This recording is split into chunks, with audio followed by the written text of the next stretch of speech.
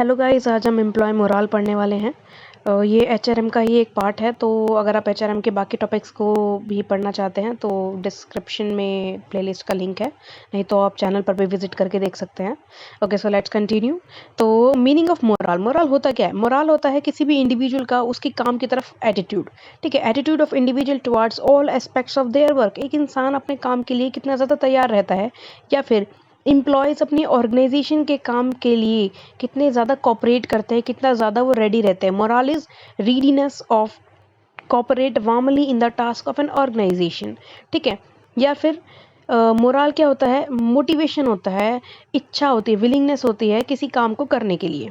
ठीक है, ये इनबिल्ट फीलिंग होती है, इंसान के अंदर से ही फीलिंग होती है ऑफ स्पिरिट कॉप, साथ में मिलकर के काम करने के लिए। ठीक है, तो मोरल का एक कंक्लूजन निकालते हैं। मोरल क्या होता है? काम करने की इच्छा, कितना ज़्यादा आप अपने काम के लिए जो है रेडी है, कितना ज़्यादा आप अपने काम को चाहते हैं, दैट इज़ आपका मोरल। उरी मूवी का एक डायलॉग था, हाउस द जोश, हाई सर। ठीक है, जो हाई सर, वो हाई था ना, that is high moral, that depicts high moral. ठीक है, तो अब हम आ जाते हैं नेचर ऑफ मोरल। मोरल का नेचर क्या है? Moral it shows the level of willingness of employees.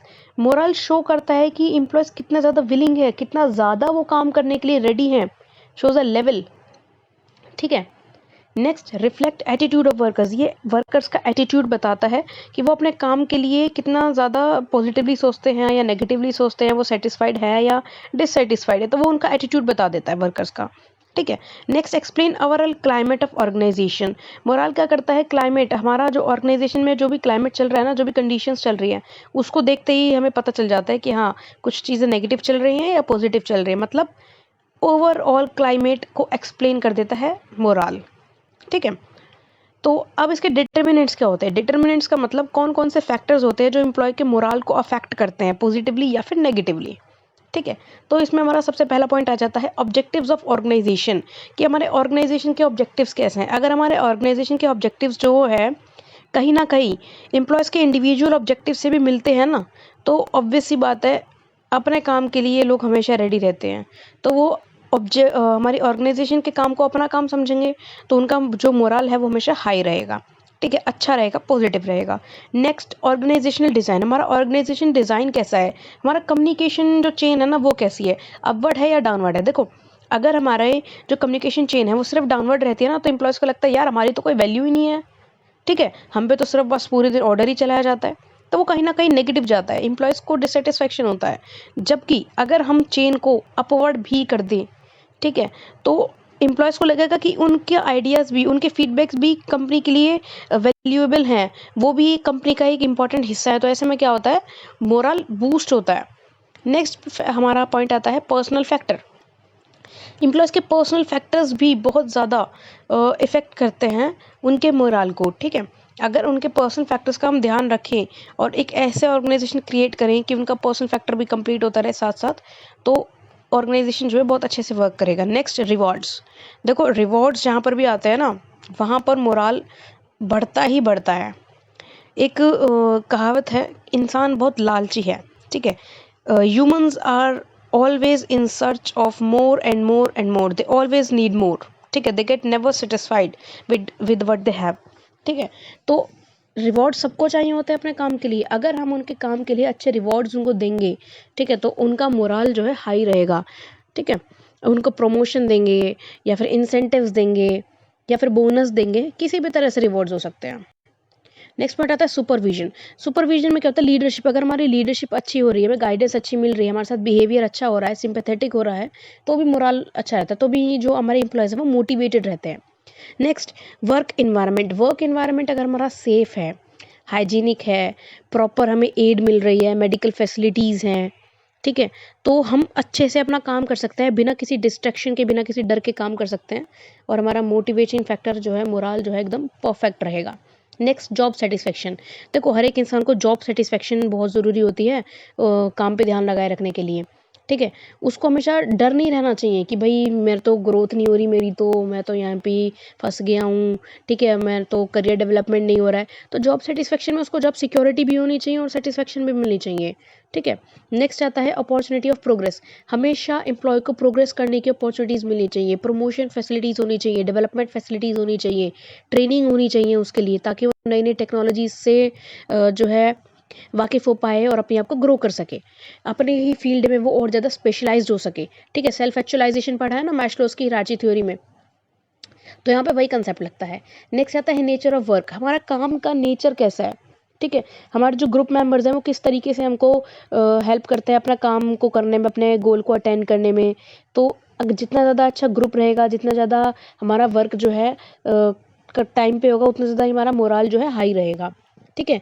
Next working conditions कैसी, हमारी वर्किंग कंडीशंस जितनी ज़्यादा अच्छी होंगी ना, वेजेस हमें सही मिल रहे हैं, टाइम पर मिल रहे हैं, सारे फैक्टर्स जो है एम्प्लॉय ओरिएंटेड हैं, किसी भी तरह की कोई दिक्कत नहीं है, अपॉर्चुनिटीज़ मिल रही हैं ग्रो करने की, वर्किंग कंडीशन अच्छी रहेगी तो एम्प्लॉय काम भी मन लगा के करेगा। नेक्स्ट आता है management policy, this is the last point but the important point कि मैनेजमेंट की पॉलिसीज़ कैसी। देखो अगर मैनेजमेंट की प्रॉपर प्रमोशन फैसिलिटी है, प्रॉपर ट्रांसफ़र फैसिलिटी है, प्रॉपर जॉब एनरिचमेंट फैसिलिटी है, तो एम्प्लॉयज़ जो है हमेशा टॉप मैनेजमेंट से खुश रहते हैं और अपना काम बहुत अच्छे से करते हैं, उनका मोराल जो है बना रहता है। होप आपको ये फैक्टर समझ में आ गए होंगे। तो नेक्स्ट अब हमारा पॉइंट आता है, देखो अब हम इसमें कुछ इंपॉर्टेंट कॉन्सेप्ट्स होते हैं मोराल से रिलेटेड, उनके बारे में हम पढ़ते हैं, ठीक है? तो एक होता है हमारा इंडिविजुअल मोराल और एक होता है ग्रुप मोराल। इंडिविजुअल एक इंसान का, ग्रुप माने ग्रुप का। तो स्टार्ट करते हैं। इंडिविजुअल मोराल क्या होता है, एक सिंगल पर्सन का एटीट्यूड उसके काम के लिए, जबकि ग्रुप मोराल होता है कलेक्टिव एटीट्यूड, सबका पूरे ग्रुप का एटीट्यूड क्या है किसी काम के लिए।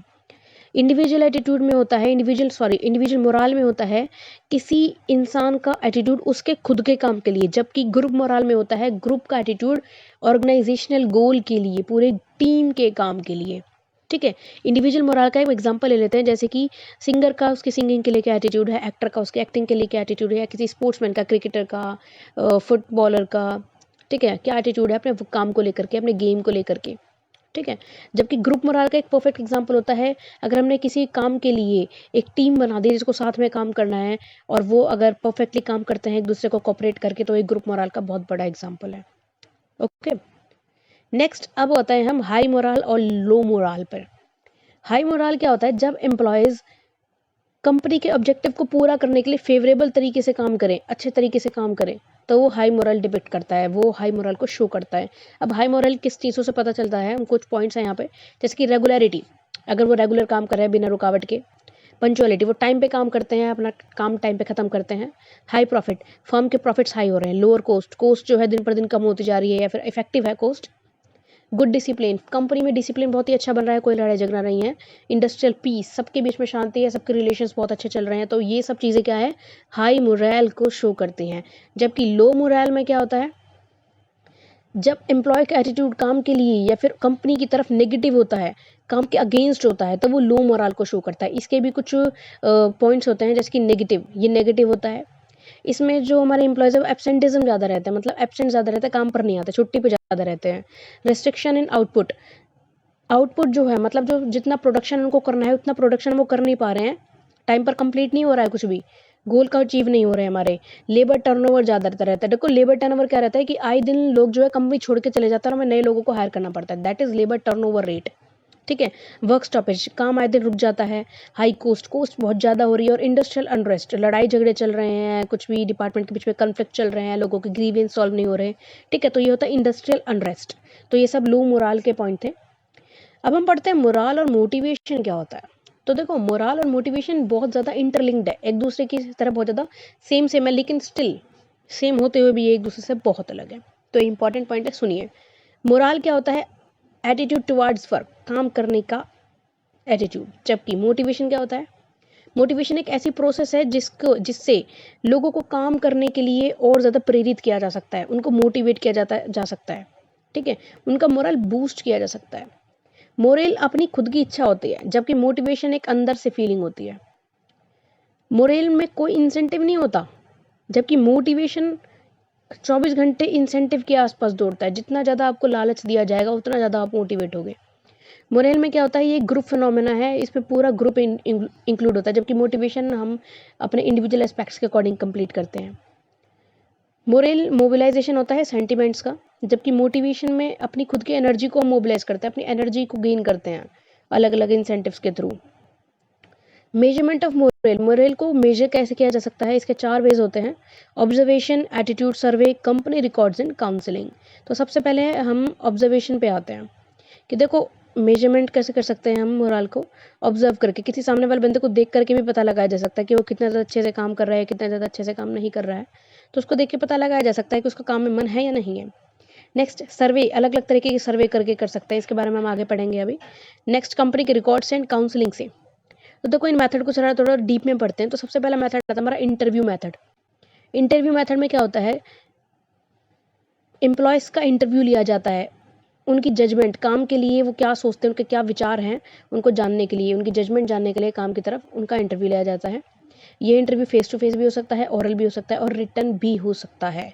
ये इंटरव्यू एम्प्लॉय ओरिएंटेड होता है, एम्प्लॉय के हिसाब से होगा, इस तरीके से होगा कि एम्प्लॉय को डर ना लगे, इससे एम्प्लॉय को कंफर्टेबल करके किया जाता है ये, ठीक है।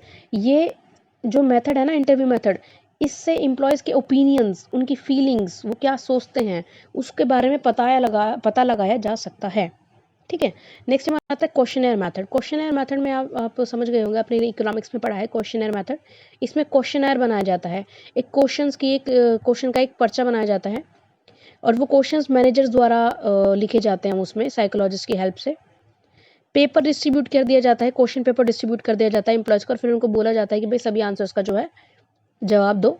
फिर जो आंसर्स का जवाब वो देते हैं ना, उसके लिए एक एनालिटिकल स्टडी की जाती है।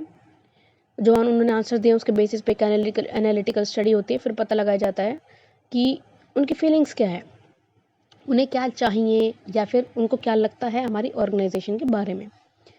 यहाँ पे एक इंपॉर्टेंट चीज़ ये होती है कि क्वेश्चंस जो है मल्टीपल चॉइस क्वेश्चंस होने चाहिए, कभी भी डिस्क्रिप्टिव या मैथमेटिकल क्वेश्चंस नहीं होने चाहिए क्वेश्चनर में, ठीक है। अब हमारा लास्ट में आता है company records and report. Company के रिकॉर्ड और रिपोर्ट से भी जो है पता लगाया जा सकता है एम्प्लॉयज़ के मोरल का। तो एचआर डिपार्टमेंट जो होता है ना, रेगुलर इंटरवल पे कंपनी के रिकॉर्ड एंड रिपोर्ट बनाता है उनके एम्प्लॉयज़, उनके पर्सनल के डिपार्टमेंट, पर्सनल से रिलेटेड। उसमें वो लेबर टर्नओवर रेट क्या है, मैन आवर्स क्या है, कितने घंटे काम होता है, मैन डेज क्या है, कितने दिन काम होता है हफ्ते में, grievances to be communicated and solve, कितने ग्रीवेंसेज हमारे पास आए हैं, उनमें से कितने सॉल्व हो चुके हैं या फिर कितने पेंडिंग पड़े हैं। कस्टमर्स ने हमारे बैड प्रोडक्ट को लेकर कितनी बार कंप्लेंट करी है हमारे वर्कर्स की केयरलेसनेस की वजह से, या फिर सुपरवाइजर्स ने किस किस एम्प्लॉय को क्या क्या रेटिंग्स दी हैं, उसके हिसाब से हम उनके बारे में पता लगा सकते हैं। होप मेथड्स क्लियर हो गए होंगे आपको। तो अब लास्ट टॉपिक पे हम चलते हैं, suggestion for improving moral. Moral को किस तरीके से इम्प्रूव किया जा सकता है। तो देखो प्रॉपर वर्क एनवायरनमेंट, अगर हमारा वर्किंग एनवायरनमेंट अच्छा हो जाएगा तो एम्प्लॉय अपने आप अच्छे से काम करने लगेगा। जॉब सिक्योरिटी, अगर एम्प्लॉय को प्रॉपर जॉब सिक्योरिटी दी जाएगी, देखो जॉब सिक्योरिटी मैंने आपको पहले बताई थी, उसको इंसेंटिव प्रॉपर मिलने चाहिए, proper training, development and opportunities to grow, ये जॉब सिक्योरिटी में आती है। नेक्स्ट साउंड कंपनसेशन सिस्टम, अगर कोई भी उनके साथ हादसा हो जाता है तो प्रॉपर कंपनसेशन सिस्टम होना चाहिए, ताकि कोई भी अगर प्रॉब्लम हो जाए तो एम्प्लॉय को ये ना लगे कि भाई उसकी तो पूरी लाइफ ख़राब हो गई इस काम में, ठीक है। Sound promotion policy, proper promotion policy होनी चाहिए, क्योंकि प्रमोशन एक ऐसा फैक्टर है जिसके लिए हर एक एम्प्लॉय बहुत अच्छे से काम करता है। क्रिएशन ऑफ होल जॉब्स, अच्छी जॉब्स होने चाहिए एंड जॉब एनरिचमेंट होना चाहिए। Thank you so much guys, please like share subscribe the channel. और कोई भी टॉपिक आपको समझ में नहीं आया हो या आप किसी भी अदर टॉपिक को जो है पढ़ना चाहते हैं मुझसे, सो प्लीज़ कमेंट सेक्शन में मेंशन जरूर कीजिएगा। Thank you.